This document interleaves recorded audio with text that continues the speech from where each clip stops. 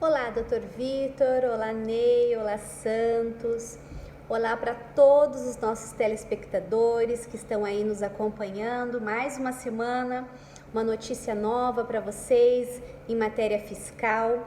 Um abraço a todos os nossos telespectadores e todos os nossos ouvintes que estão sempre nos acompanhando também pela Rádio Blitz.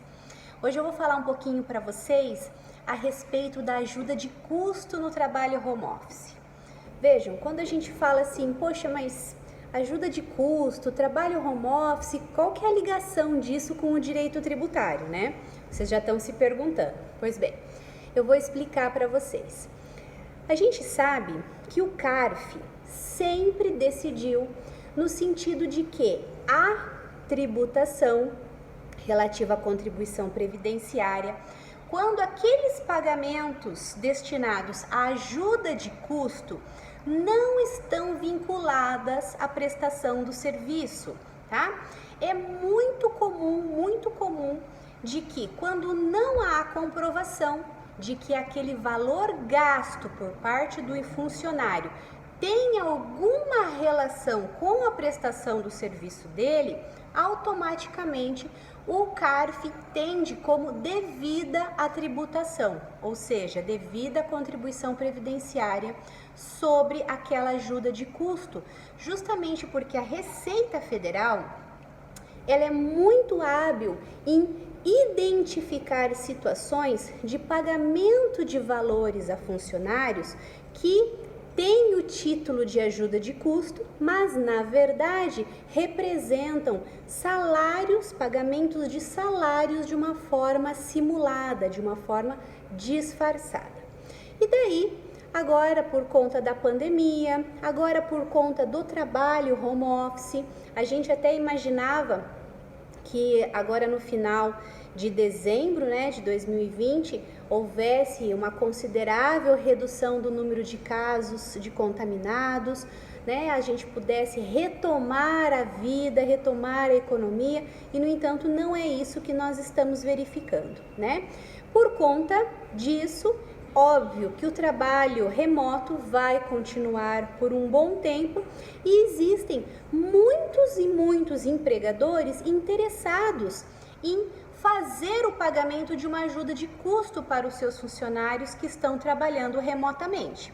O que seria essa ajuda de custo? Bom, eu vou ajudar a custear os teus gastos com a internet, os teus gastos com energia elétrica, os gastos com equipamento. Você precisa ter um computador adequado, uma câmera, um microfone, um ring light, Hoje tem tantos e tantos equipamentos, que a gente se utiliza, a gente aprendeu a utilizar à distância, não é?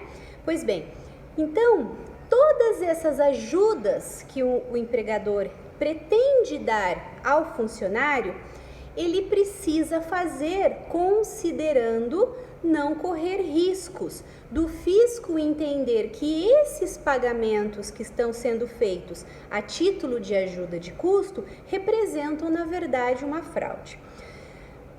É pacificado também, e os próprios auditores da Receita Federal dizem isso, quando nós nos deparamos com situações excepcionais, com situações transitórias, temporárias, como o que aconteceu, extraordinária, na verdade, que aconteceu esse ano por conta da pandemia, surgem fraudes. E daí vem a fiscalização, fazendo a identificação de possíveis fraudes e simulações no pagamento de valores aos empregados.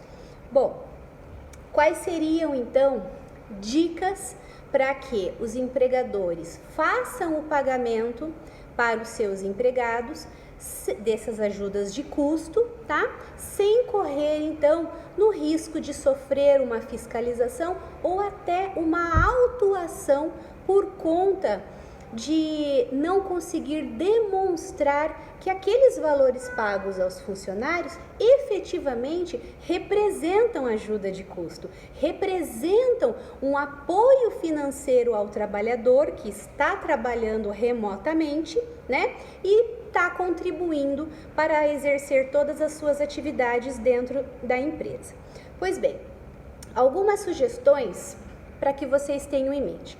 Primeira coisa, o empregador, ele precisa ter o controle desses custos. Ele precisa analisar os serviços prestados por esses funcionários que estão trabalhando em home office e qual que é concretamente, por meio de avaliação, de laudo, de aplicação de métricas, quais seriam os valores compatíveis para a ajuda de custo, o ressarcimento desse funcionário que está gastando lá na tua residência a tua internet, a tua energia, enfim, todas as ferramentas necessárias para prestar o serviço remotamente. Então, o primeiro ponto é o controle desses gastos. O funcionário, o empregador precisa ter essas informações, no caso de uma fiscalização, ter condições de demonstrar que aquilo representa um mero reembolso, né? Uma mera indenização para o funcionário. Pois bem, outra coisa importante, a ajuda de custo, ela precisa ser proporcional ao salário do funcionário, né?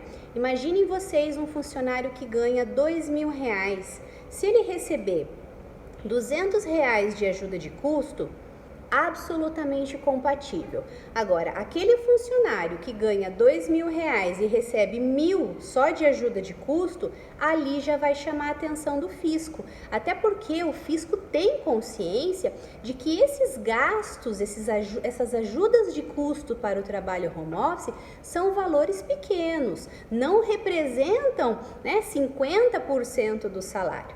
Então, essa é uma informação importante para que não haja uma interpretação fiscal de que aquele valor não é razoável, aquele valor que se está se pagando não é razoável e poderia representar um acréscimo de natureza salarial.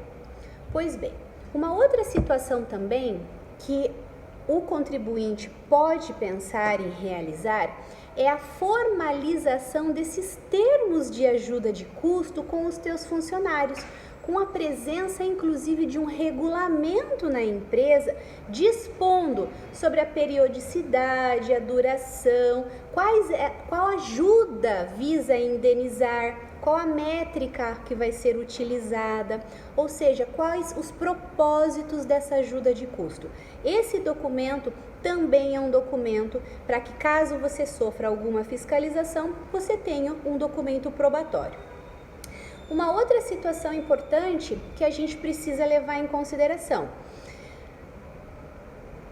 Toda vez que nós falamos sobre momentos esporádicos, surgem fraudes e a Receita Federal, a Receita Estadual, a administração fazendária como um todo, ela acaba instaurando procedimentos fiscalizatórios justamente para inibir essas condutas ilícitas.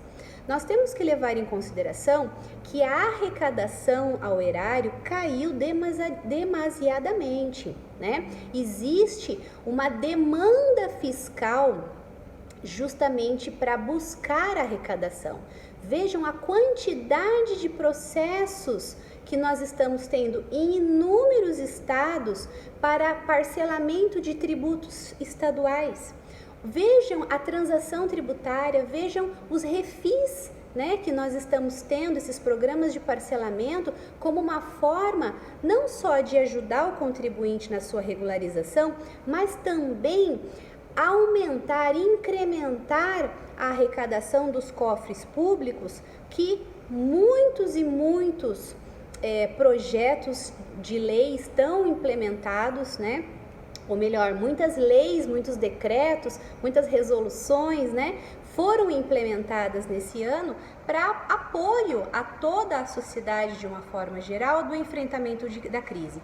E é óbvio que isso demanda valores, né, financeiros, isso demanda gastos. Então, tendo em mente que o fisco tem essa mentalidade, que o fisco está de olho nessas ajudas de custos que o próprio empregador está fornecendo para os seus trabalhadores que estão em home office, e atento as possíveis fraudes, né, as possíveis simulações de pagamentos, né, de salários de uma forma disfarçada, é que nós precisamos tomar cuidado adotando, por exemplo, essas dicas, né, essas estratégias que hoje nós estamos comentando aqui.